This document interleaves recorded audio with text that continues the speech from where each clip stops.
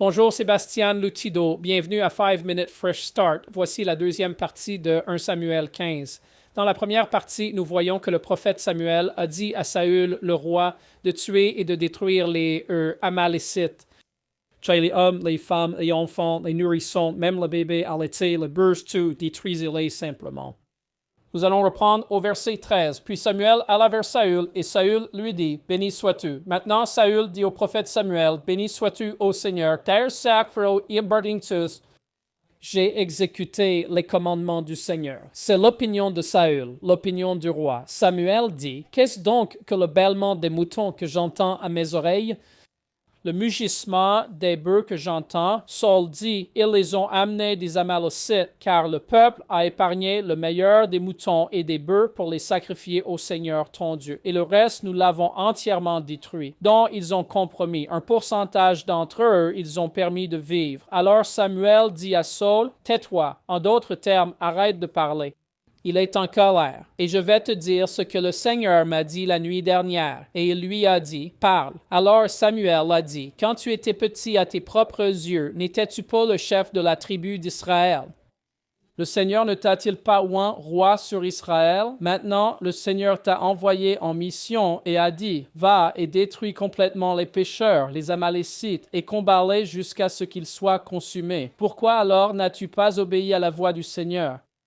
Pourquoi t'es-tu précipité sur le butin et as-tu fait le mal aux yeux du Seigneur? Mais Saül dit à Samuel, mais j'ai obéi à la voix du Seigneur, et j'ai accompli la mission sur laquelle le Seigneur m'a envoyé, et j'ai ramené Agag, le roi des Amalécites, détruit complètement les Amalécites.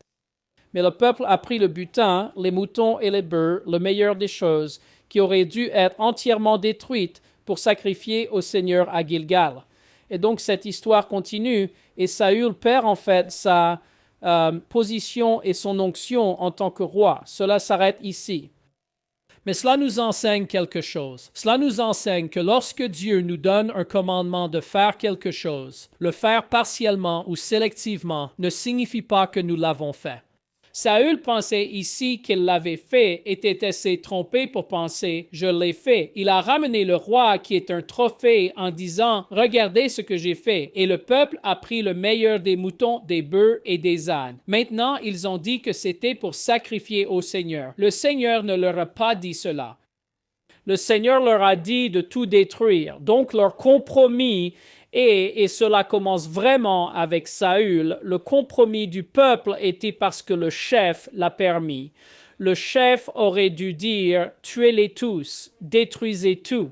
Mais Saül s'inquiétait pour le peuple. Il se souciait de ce qu'il pensait. Et si vous lisez le reste du chapitre, c'est vraiment intéressant. Même après que Samuel dit « le royaume va être retiré et donné à un autre », Saül dit « sors avec moi devant le peuple et qu'il te voie avec moi ». Il venait de lui dire « tu vas perdre le royaume ». Il se souciait plus de sa réputation et de ce que les gens pensaient de lui que de la vérité.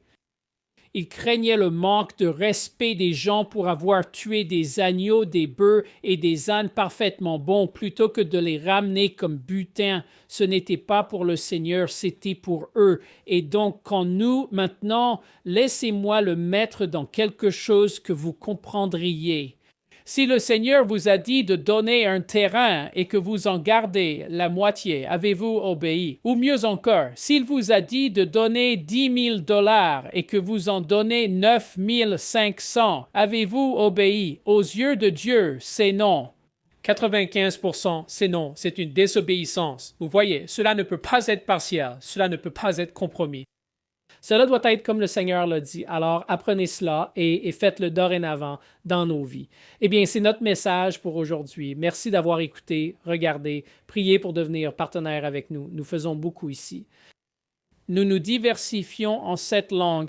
Nous écrivons un livre, un nouveau livre. Il va être traduit en espagnol en premier, mais nous envoyons 5 Minute Fresh Start aux nations hispanophones, francophones, russophones, indiphones, sinophones et arabophones.